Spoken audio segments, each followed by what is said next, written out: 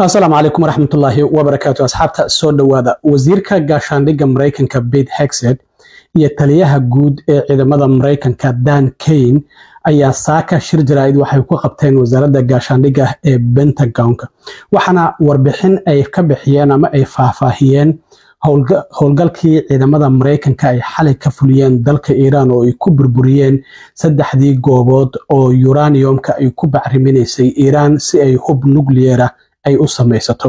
Trump waa kii xalay ka hadlay oo aan ogeyn si kooban iyadoo waliba ay weheliyeen wasiirka arrimaha dibadda, wasiirka gaashaandhigga iyo sidoo kalena madaxweyne ku-xigeenka. Haddaba wasiirka gaashaandhigga Pete Hegseth ayaa waxa uu sheegay in howlgalkaasi horta loogu magac daray Midnight Hammer oo ah burburintii saqda dhexe waxaana la fuliyay howlgalka dhinaca wadanka Iran saacadu markaa ahayd 8 saac iyo 10 daqiiqo oo habeenimo. Iran waa la gaaday walow ay leedahay horay ayaan goobahaasi uranium-kii ugala baxnay oo meel cidla ah ayaa la duqeeyay laakiin arrintaasi weli caddayn looma hayo. Marka wasiirka gaashaandhigga waxa uu yiri howlgalkan waxa uu ah howlgal aan horay loo arkin oo sir ah isla markaana khiyaano ah. waa uu cadeeyay inay khiyaano ahayd oo Iran wada hadal lagu mashquulinayo Mareykankuna Trumpna uu yiri 2 toddobaad kadib aan go'aan gaari doona laakiin in la khiyaanay waa uu muujiyay. sidoo kale waxa uu yiri mid laga soo dhalaalay oo ciidamadu ay ka soo dhalaaleen geesinimana ay ku beegan tahay sida uu sheegay.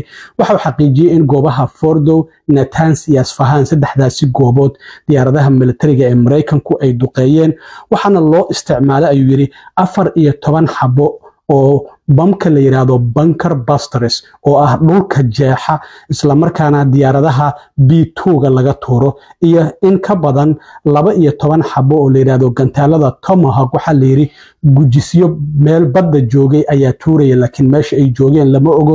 waxaana ka qayb qaatay in ka badan 125 diyaaradood oo kuwa militariga Mareykanka waa 125 diyaaradood.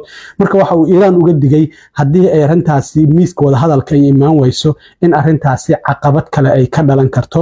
sidoo kalena taliyaha guud ee ciidamada Mareykanka Dan Kane ayaa waxa uu sheegay in taariikhda uu gali doono howlgalkan militariga Mareykanka ay fuliyeen waxaana uu sheegay in diyaaradaha B2ga ay ridayeen gantaalada la hago isagoo sheegay in 75 gantaal ka badan ay rideen laakiin bunker busters kala isticmaala ama GBU 57 oo 30,000 oo tan ah ay ahaayeen 14 xabo waxaana uu sheegay inay ahaayeen gantaalada dhulka jeexa oo la yiraahdo penetrators oo 14 xabo ah in la tuuray. sidaasi ayay ku faahfaahiyeen wasiirka gaashaandhigga Mareykanka iyo taliyaha guud ee ciidamada Mareykanka.